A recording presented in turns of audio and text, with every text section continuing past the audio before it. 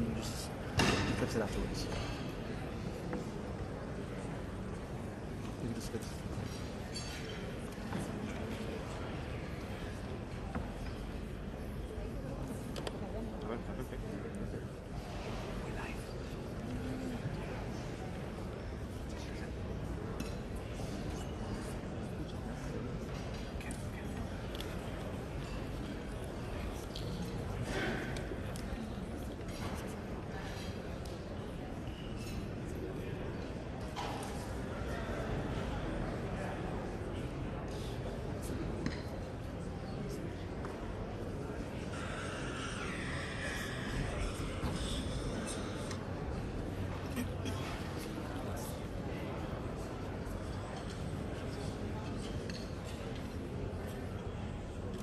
Does that, when you save it, does it keep the comments too?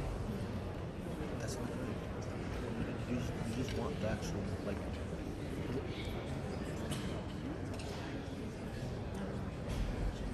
does it keep the comments, like, in the video that you save?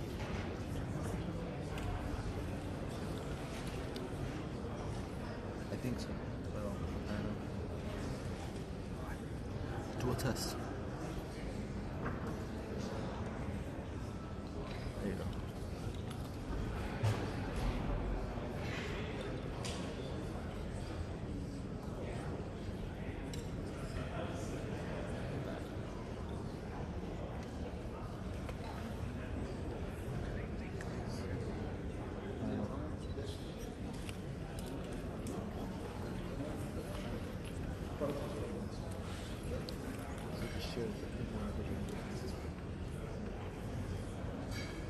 Welcome everybody. Thank you for joining us today for here at the Opportunity Zone Expo. I think it's after a wonderful lunch and after hearing all day about so many opportunities regarding opportunity zones and as well as the benefits that they obtain in economic development growth. We would like to talk to you today about Puerto Rico. As you heard throughout the day, island of Puerto Rico is a tremendous opportunity for economic development, an opportunity zone with virtually the whole island being one. My name is Rogelio Carrasquillo. I'm the manager shareholder of the Carrasquillo Law Group. I'm based in New York, and we've been working for many years with efforts and with different clients in Puerto Rico in economic development matters. And I'm joined today by a great panel here that we're very lucky to have join us to discuss not only why Puerto Rico is a great opportunity and again great place for investment and completely open for business, but what are the additional benefits that we get by being able to look at opportunities in Puerto Rico. I'm joined first by Gerardo Portela. He's the Chief Investment Officer of the government of Puerto Rico, as well as the CEO of the Economic Development Bank and the Puerto Rico House and Finance Authority. He's also a senior advisor to the governor of Puerto Rico. I'm also joined by Secretary Manuel Laboy, who's the Secretary of Economic Development and Commerce of Puerto Rico, as well as Executive Director of the Puerto Rico Industrial Development Company. And joined with Maria Rivera, partner at Kevane and Thornton in Puerto Rico, as well as Marcelo Salas, Director for Areas Financial business. So what we try to do, and I think in this panel, is with the great resources we have today, be able to, as main goal, show you how Puerto Rico is open for business, but how the different incentives and benefits available in Puerto Rico make it a great destination for opportunity zone funding.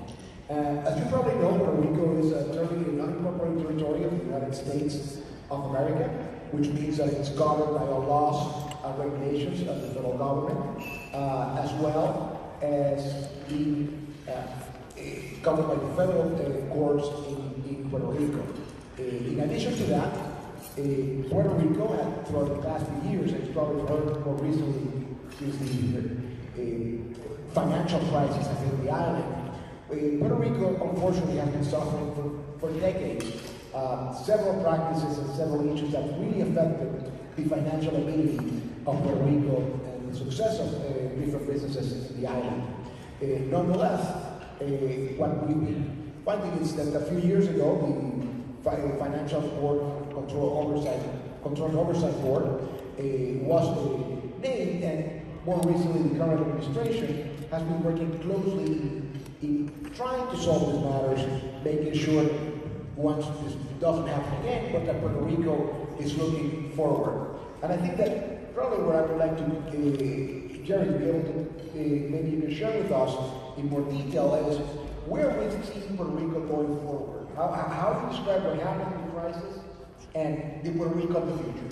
Sure. Well, thank you, and good afternoon to everyone. My name is Gerardo. I'm the Chief Investment Officer of Puerto Rico. So, to your point, Roy, Puerto Rico has gone into a complete transformation and turnaround for the past 2.5 years. I don't know if you guys may know or not, but Puerto Rico is in the middle of the largest U.S. municipal bankruptcy with $70 billion in debt. Also, we've been, there's some fiscal worries that's happened, but that's not the point of this panel, is to actually express the opportunities and what Puerto Rico has grown from that. So for the past 2.5 years, we've paved the way we've restructured 31% of the debt of Puerto Rico. That's approximately $25 billion. We've worked on the re-engineering of the whole government, or what we call government right-sizing, right? So we've been re-engineering the whole government, consolidating into a more agile, more effective entity. As of right now, 2.5 years, we had approximately 140 agencies. We're now down to 110, I think. And we're gonna drop that to approximately 40 agencies. So we've restructured the debt. We've put we're re-engineering the whole government to a more agile entity. We've improved the financial information out there. When we got to office in January 2017, there wasn't any audited financials. We've already released 2 annual audited statements already, 15 and 16, and we're on our way to release 17 audits. We've improved our solvency as well. When we got to office in January 2017, we had approximately $300 million in cash. We're now about to do $3.2 billion in cash. And I can keep, actually telling you the whole, win story that we've done for the past 2.5 years, but the most important thing is that we've stabilized the patient, we've cleaned the house fiscally, with over 100 laws enacted of fiscal stability and economic development. About 4 or 5 reforms, pension reform, tax reform, healthcare reform.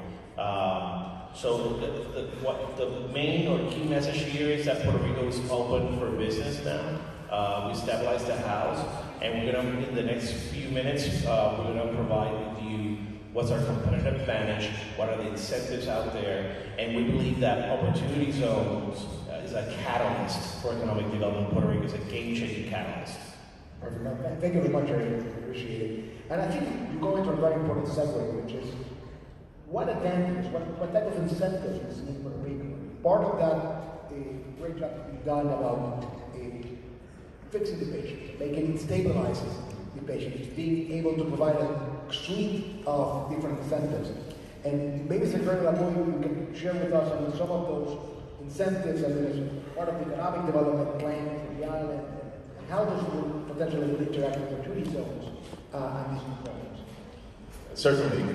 So it is very important to go through some of the misconceptions of Puerto Rico and the need to state the facts. So Puerto Rico is an island in the middle of the Caribbean, but Puerto Rico has a sophisticated economy.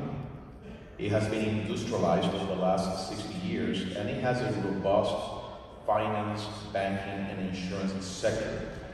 As a matter of fact, when you look at the gross domestic product of Puerto Rico, 50% of the economy is still driven by manufacturing.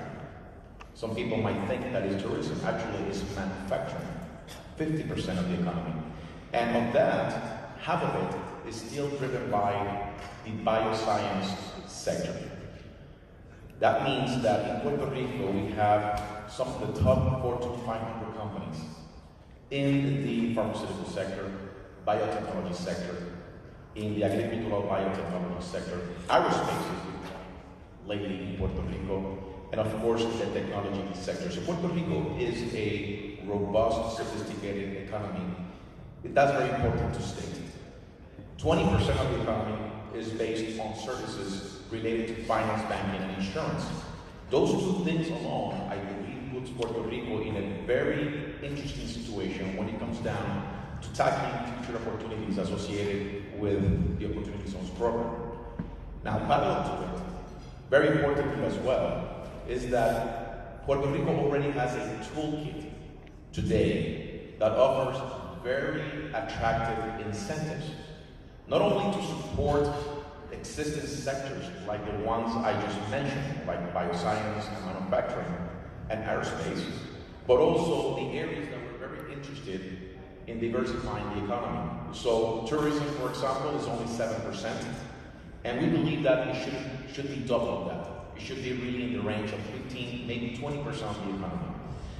And those are just examples of the areas that we're supporting. So the incentives that we offer today, in the case of tourism, Puerto Rico offers an investment tax credit, a state investment tax credit of up to 40% of the total cost of the project.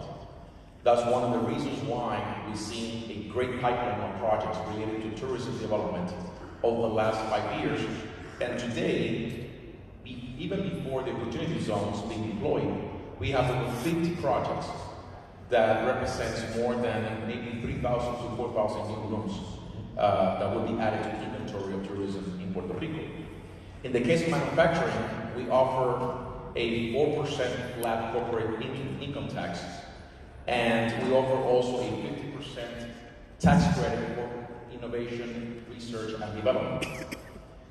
We also offer one of the best packages associated with export services. There is a law that is called Act 20 of 2012.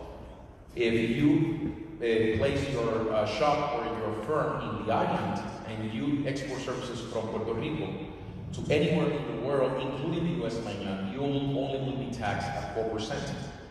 And then all dividends will be exempted 100%.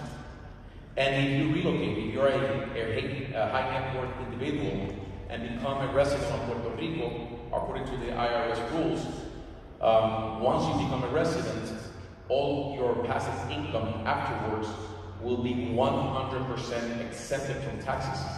That includes dividends distribution, interest, and capital gains as well.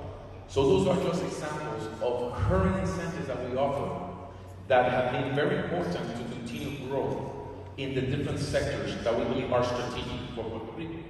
And they've been proven to be a catalyst, like my friend Gerardo just mentioned. But we also need now to take it to the next level. And the next level, we believe, is going to be the combination of this proven incentives programs with the opportunity zones at the federal level, a local incentive, local opportunity zones bill that we are about to approve, and combining that with the federal funds that are going to be injected into the economy of Puerto Rico over the next 10 years for the long-term recovery after the hurricanes, and a proven framework for public-private partnerships, we believe that Puerto Rico, not only today is a great place to invest, but it will be a greater place to invest once these tools are deployed the right way. I want to add to something what Secretary said. Basically, two things. In terms of tax credits, something that Secretary Laboy has mentioned. Their transferable is sort of treated as a capital market product. It's transferable. There's a market for that, and you can get probably from 88 cents to 92 cents on the dollar in that tax credit. That's one thing. So that's a way to retrieve your capital back. Second, in terms of opportunity zones, as you mentioned, the P3 pipeline is a very robust pipeline. Something that I want to mention is that Puerto Rico has already achieved 2 large-scale P3 projects in Puerto Rico, over $1 billion each. One was a PR22, which is the main highway in Puerto Rico. That was a Franco, and the concession of our international airport. I believe, Secretary, that we have approximately 9 or 10 transactions in the pipeline right now for P3s, and that's another important lever that we're using to revitalize Puerto Rico's economy. Gerardo, thank you very much. I think it really shows to the fact that Puerto Rico has been putting together a package that I think will be able not only to compete at a national level, but be able to actually provide a great set of incentives. Something that, I mean, when you're talking to developers who are actually looking at projects and working with things, the issue of permits. And I know that's something that generally thought about in your position about the administration, dealing with the permits and helping developers who are trying to actually invest in projects like that. That's an excellent question, because one of the major focuses of our governor, Gerardo, Rogelio, literally, he declared a war against bureaucracy, against red tape. There's a number of different proactive measures and policies and initiatives to execute that policy in terms of reducing excessive bureaucracy. One of those is the permitting system. So I'm glad to say that we're not just saying what we're supposed to do. What I'm going to talk is what we're doing right now and the results that we can show and share with you in terms of having a permitting system that provides a degree of certainty that the investors and the developers need in terms of promoting their different projects, in this case, through the Opportunity Zones program. So we can say today that when we compare the average days it used to take from the first submittal of the application of the construction permit until its final determination, in 2016, it used to take an average of 98 days, almost 100 days. That was about 3 years ago. In the first 4 months of 2019, we have been able to bring that number from 100 days to 20 days. In the first 4 months of this year. In terms of the use permits, which is very important to open up a new business or to expand a new business as well, in 2016, the average day used to take about 23 days. We brought it down during the first 4 months of this year to 7 days. So we are very committed to continue streamlining the processes. But in addition to that, as recent as 2 days ago, we filed in Puerto Rico a new joint regulation that will allow 4 important things. And this, what I'm saying here, is in addition to the permitting expediting process that will be included in the new Opportunity Zones local law. So the joint regulation that we just filed will allow us to achieve 2 important goals. Number one, today we used to have 4 different construction permits. It will be unified into one single construction permit.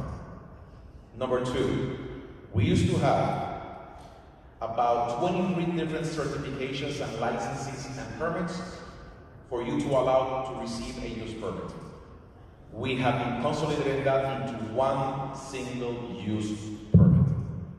3, the joint regulation will uniform the rules associated with permitting across the whole island. And number 4, it allows the implementation of a digital platform that is called the Single Business Portal that forces everyone to go 100% online when it comes down to filing the application, and that will also be applied through the whole island. So the permitting process, the streamlining of that is already under implementation. But that's not it. Once we have the new Opportunity Zone law, the local law in Puerto Rico for Opportunity Zones to complement the Opportunity Zones program at the federal level, it will include additional requirements that will help expedite the priority projects associated with Opportunity Zones. So, in other words, we are extremely committed to ensure that the permit issues are a thing of the past, and that we can really get to a level that we can provide the certainty to ensure that we can approve different construction and use permits, especially those that are associated with the Opportunity Zones program. Perfect. No, that is very helpful. I think that, again, when we're thinking about this, we're thinking about when we're having to go through whole prices, then being hit by Hurricane Rivera and everything that cost, I believe that it's important to understand that Puerto Rico is still a very robust economy, despite the financial crisis. But one of the versions that Puerto Rico has in this process, that to be able to take benefit and advantage of all these benefits, it's unique tax perspective in the federal government. I think that Puerto Rico, pursuant to the tax code, is not part of the U.S. for tax purposes. But that creates really interesting interactions between the local tax codes, the local opportunities of the law, and the federal tax code and opportunities. And I think that, Marcelo, I think that will be something very helpful for the audience to understand, in the context of opportunity zones, how that duality will affect or be able to impact an opportunity zone fund or an opportunity zone transaction. Sure. Just to give a little bit of background, as Rogelio mentioned at the beginning, Puerto Rico is the territory of the U.S., but for tax purposes, it's considered a foreign country. So going to do business to Puerto Rico from the U.S. means international tax considerations. So that's very important for everybody that is planning to go and do business in Puerto Rico to keep that in mind. Going to establish your business in Puerto Rico is like establishing your business in any other foreign country. Having said that, for years and years, as Secretary Laboy and Portela mentioned before, we have had these incentives programs in place in Puerto Rico for many years, and having as main investors U.S. companies coming down to Puerto Rico. The important thing on coming down to Puerto Rico and structuring your deals is to keep in mind that you're going into international tax territory, and you have to be wary of issues like control foreign corporations, guilty tax under the new tax reform. And this is not to scare anybody, just to be wary of the issues out there. Deals are being done, deals are being structured, keeping in mind these special international tax issues. And they are, as profitable or as attractive as any other business, but just keeping in mind the rules that need to be followed.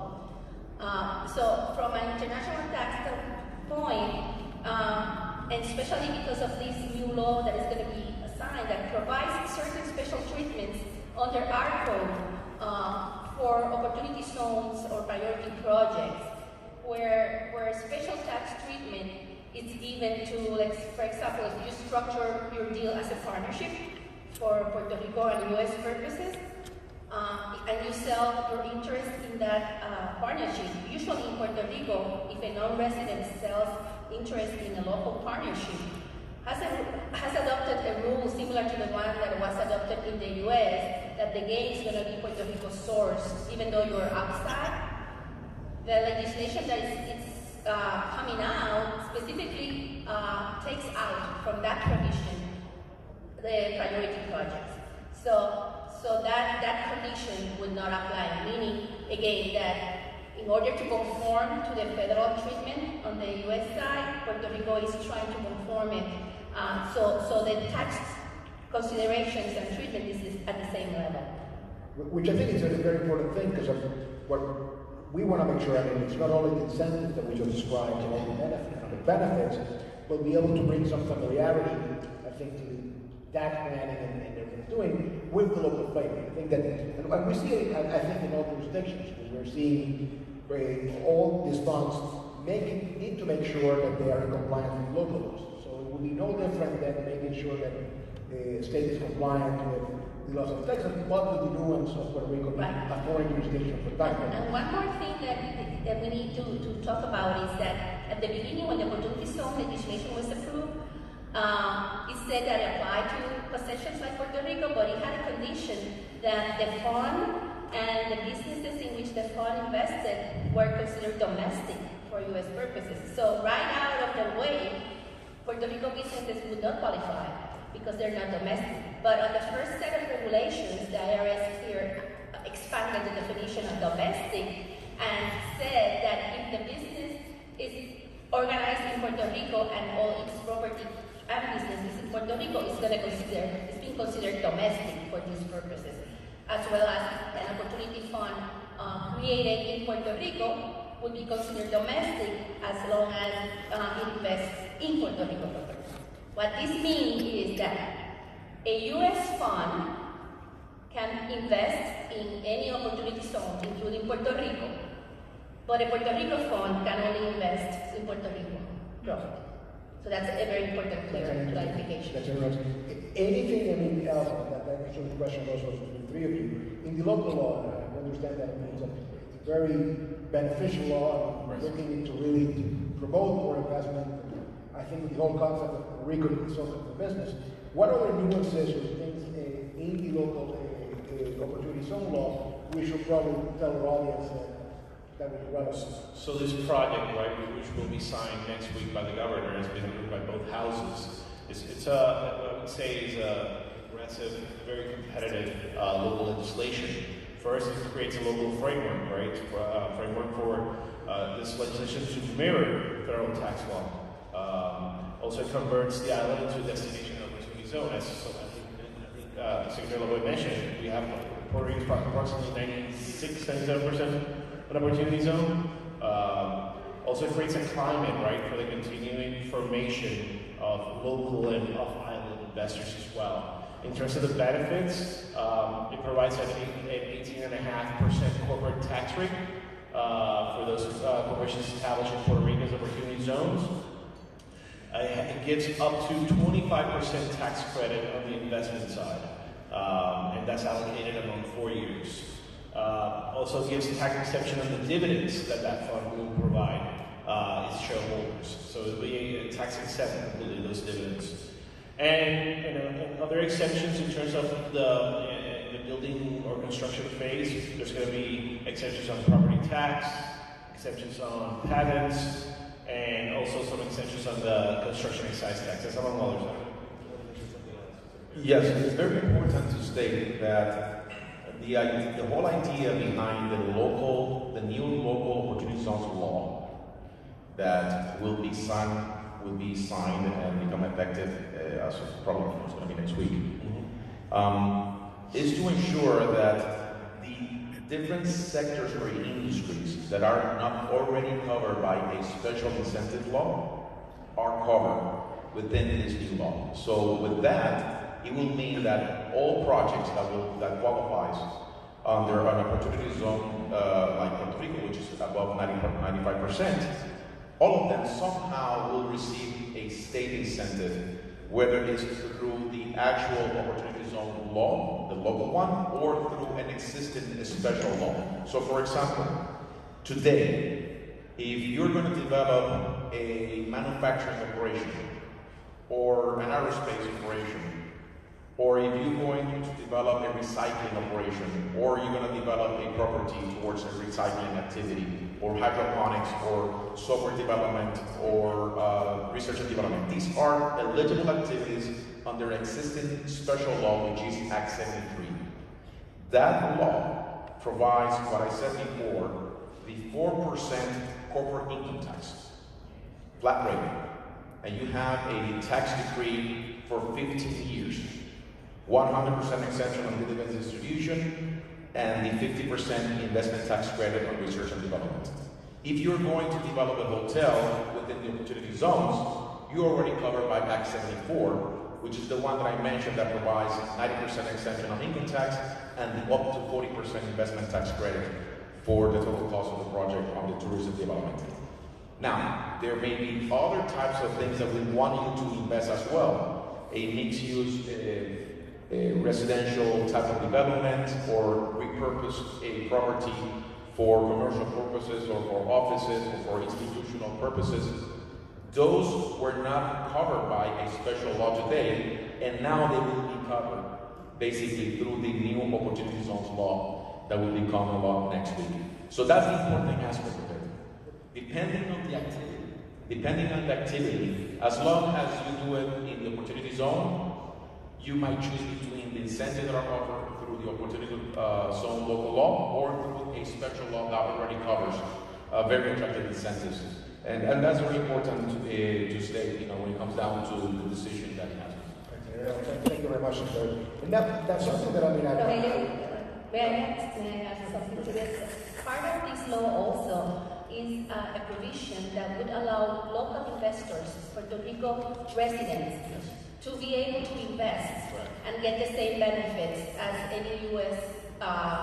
Person living in the U.S. Because right now, because of our complicated situation, if you're a U.S. citizen living in Puerto Rico, usually capital gains in the major sense, in general, are not taxed in the U.S. So we will not be able to get the benefits of the deferral from the U.S. code. But this law will allow Puerto Rico investors to match probably investments from U.S. mainland funds and investors into these projects, which is very important, especially for the local development of the island, because now local investors can also put their money into it. That I think is very important. I think that what I would like to do now, look at Puerto Rico as a whole, seeing it more, how we see it from a nationwide perspective. And I think I would like Marcelo, you could maybe give us an idea, from the point of view, how we see these projects in Puerto Rico, potential projects, tourism projects there, and what you're seeing in the mainland, and what can be done, for example, to try to strengthen projects from a compliance point of view and things like that, in general terms in Puerto Rico. Thanks, Roy. So our company is focused on delivering purpose-built solutions for highly specialized financial transactions.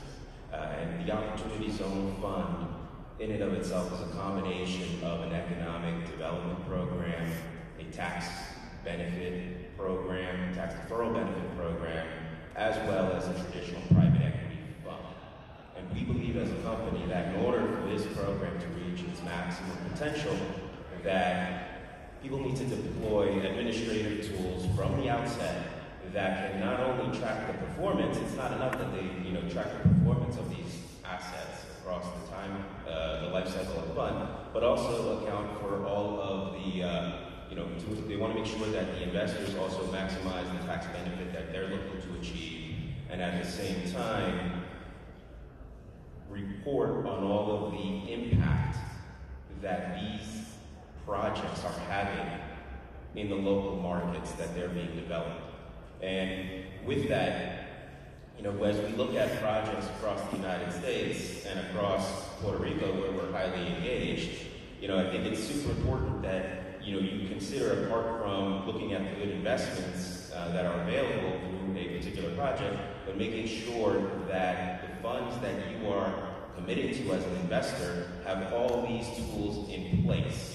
Because it'll be critical down the line as we look at this 10-year program. There's going to be a lot of changes in the U.S.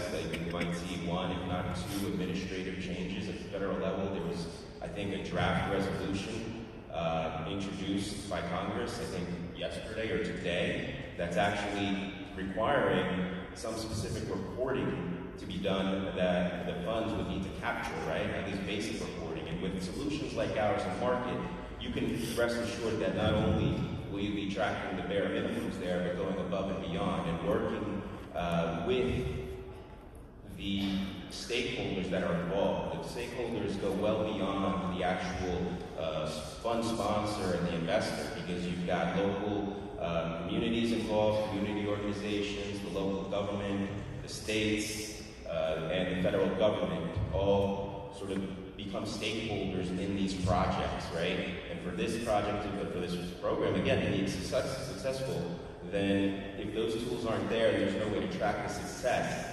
It can be deemed a failure, or as you read the news media out there, people are starting to hint at this program. Maybe it's a huge boon or tax benefit for rich people. So it's important that you show all the good impact that it will create as we get these developments off the ground. Perfect. No, thank you very much, Marcelo. And I think that before we open for questions, I think there are two areas that I think we should try to cover. One, I think, is now we understand Puerto Rico is on the road to better economic health. There's a suite of economic development incentives. There's actually all the things that are being done at the local level to improve and make it attractive for investors. So what would you call what are the advantages? If I am an investor actually looking at a project in Florida, New York, Texas, what are the advantages that Puerto Rico you think would bring to that investor by investing in Puerto Rico versus investing in another jurisdiction? Sure. So I'll take Secretary can add to it. So again, how do we compete with 8,700 jurisdictions in opportunity zones, right? So it's our competitive advantage. Our formula is first, go into the fact that Puerto Rico has strong core fundamentals, right? You have a skilled labor force, it's a U.S. territory, it's a dollarized economy, and given the fact that Puerto Rico has passed through fiscal turmoil, through a 12-year recession, a bankruptcy, 2 Category 5 hurricanes passing through the island last year, that gives competitive pricing or a mispricing in what Puerto Rico is all about. So that the value there should be in the radar of possible proponents. You add to that an aggressive local legislation of opportunity zones, and then you add the component of over $65 billion of federal funds coming to the island. That, put that in a blender, and you're gonna have pretty strong IRRs. We are in the middle of modeling IRRs for possible projects in Puerto Rico, and we believe that that we're very competitive in terms of 50 to 60 to 70% higher IRRs than other similar jurisdictions. So that's something for you in the blender. And moreover, Puerto Rico, we're putting all chips on the table in this one. We're all in. We believe it's a catalyst for Puerto Rico. It not only provides economic revitalization, but it provides us a social impact, right? It will help our communities adjacent to Puerto Rico. It will help stop the migration to Puerto Rico and bring solid, sustainable jobs back. So I would invite you to research the things in Puerto Rico are coming in. I will be available after this panel, and we'll be more than happy to talk to you about it. I'd like to add one more thing. I like actually the blending analogy here. It's pretty good, by the way. So we have the best incentives, believe me. The best incentives for these sectors, the local legislation for opportunity zone, it's going to be fantastic. The billions of dollars for the long-term recovery. A lot of money will be invested in infrastructure and housing. We have the best P3 framework proven, and we're streamlining permitting. We have a war against bureaucracy. So all those things, and the important clarification about what has been bullish and direct in terms of Puerto Rico. I think when you look at that, it's the value proposition is too strong to ignore, and when you compare oranges to oranges, it's going to be fundamentally in a great advantage to the rest of the zones. But this is one important thing that you should consider. It's about the actual opportunities for investment, the actual projects. I definitely think it's key, and I think I'm running out of time, but I've seen projects, people are very interested in areas from hospitality to housing to other areas. Anything that you want to share with us of what we call a priority project or areas that you think that would be good opportunities on investment? Sure, I'll take a crack at this. Again, Hurricane Maria, right? It was very sad what happened to Puerto Rico, but at the end that gave us an opportunity, a blank canvas, right, to reconstruct and rebuild Puerto Rico in a more resilient, modern manner, right? And moreover, there's going to be a lot of opportunities, with $65 billion of federal funds coming into the island. So you have that. So there's an infrastructure play here, but also what Secretary Laboy said: manufacturing, aerospace, tourism. Again, this is sort of like when you go to a restaurant, you have a big menu of a restaurant, you don't know where to attack. That's the different opportunities here in Puerto Rico. There's enough space and space for everyone, from tourism to manufacturing to commercial real estate to real estate. And I'll add very quickly before the other panel to join in this particular comment. There's a new energy public policy in Puerto Rico. A new energy public policy. The mandate is that by 2025, 40% of all power needs to be generated through renewable sources. Today is only 2%. So we need to get from 2% to 40%, and then by 2050 it has to be 100%. So right there, renewable energy, green businesses, they're right for investment in terms of property and businesses. Another thing is that we have more than 300 available industrial buildings, whether it be for manufacturing or industry-related services, but it could also be repositioned for other uses, like tourism or agriculture or co-working spaces or business incubators. We have more than 700 estate property ready to be redeveloped. And the industrial buildings and the estate property, they're owned by two agencies, wholly owned by two agencies, the Puerto Rico Industrial Development Company and the Land Bank Administration, which are considered to be one of the most agile agencies in terms of promoting whether it's a lease agreement or whether it's to purchase those assets. There's more than 100 closed schools around the island that can be repositioned, that can be redeveloped into something that goes along with the different needs and demands of the island. So, and there's key projects that we have associated with ports, a science city, there's P3's medicinal cannabis is legal in Puerto Rico since 2017. Industrial hemp is now growing, medical tourism is growing. So there's many sectors, and the assets are there ready to be repositioned or redeveloped. Thank you very much. And I think that, unfortunately, we're running out of time. I think that, there's so much information that we can do. Can we accept some questions?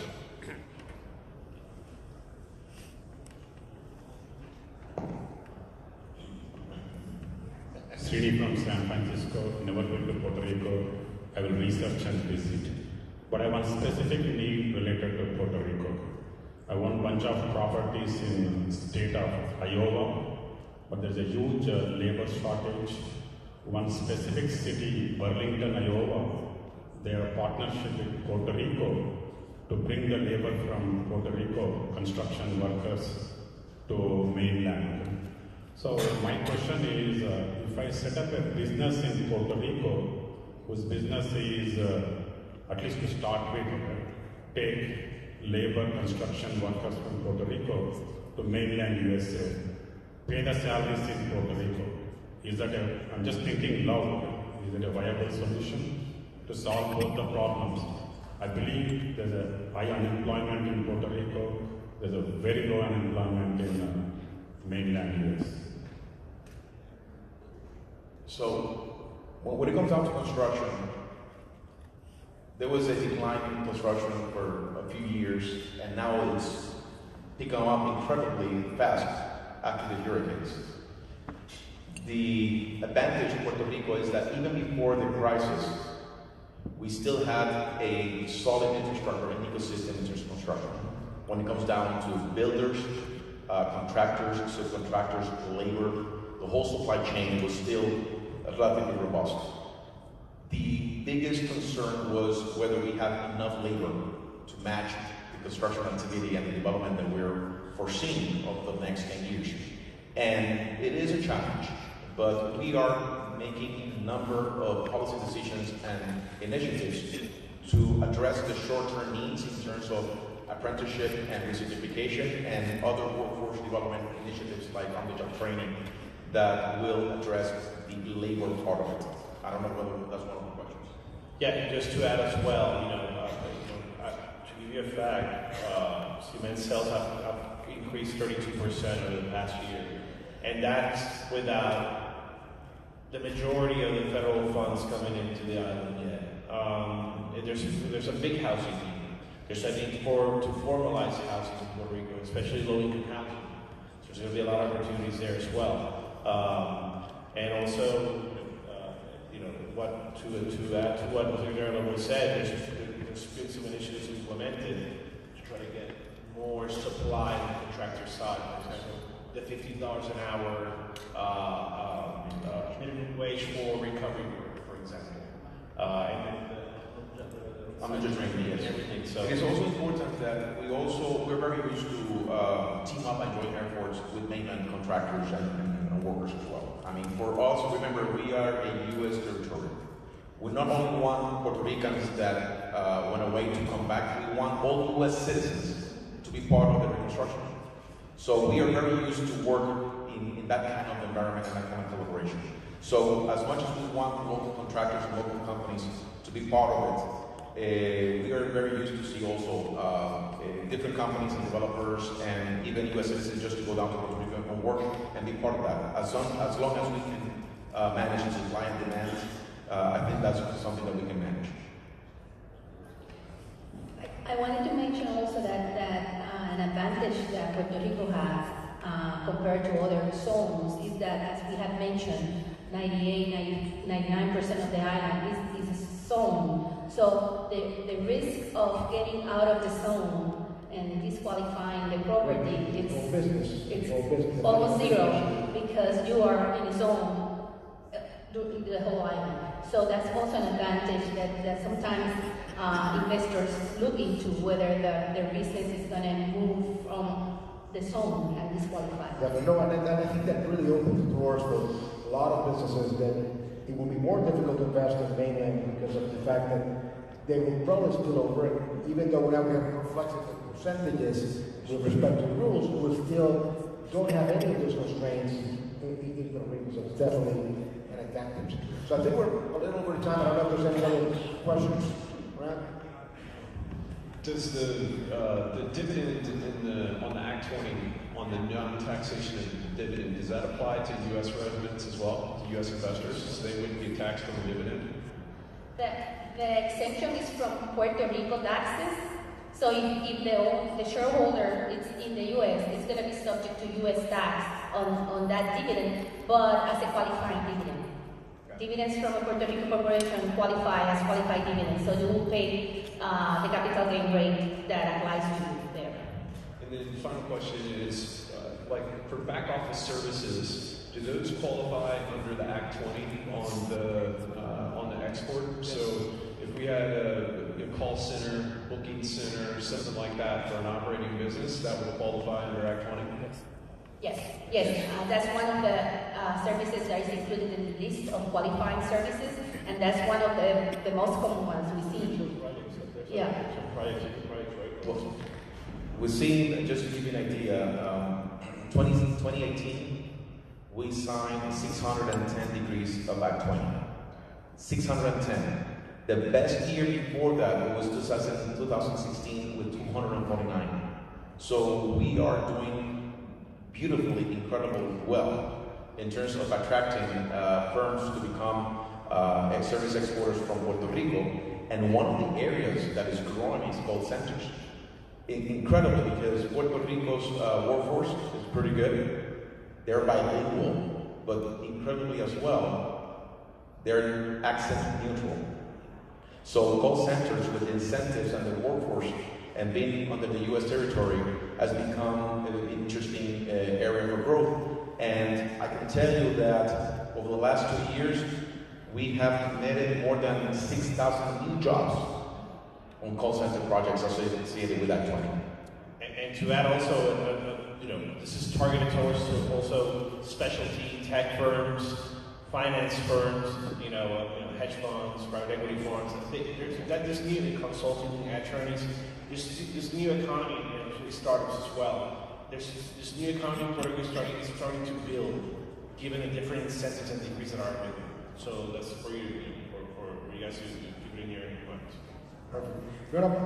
First of all, I think I really want to thank the panel. I think that we take a very important takeaway, I believe, from this conversation today is that one, Puerto Rico is open for business. And I think that it really offers a very attractive suite of incentives at both the state and municipal level.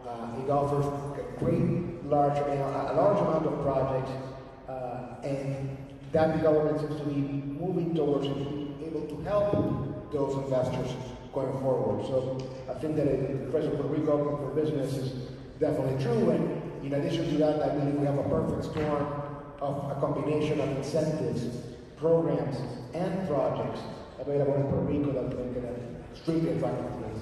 So thank you very much for the panel, for being here. Thank you for all of you. Thank you very much. And we will be around if you have any additional questions. We look forward to talking to you. Thank you.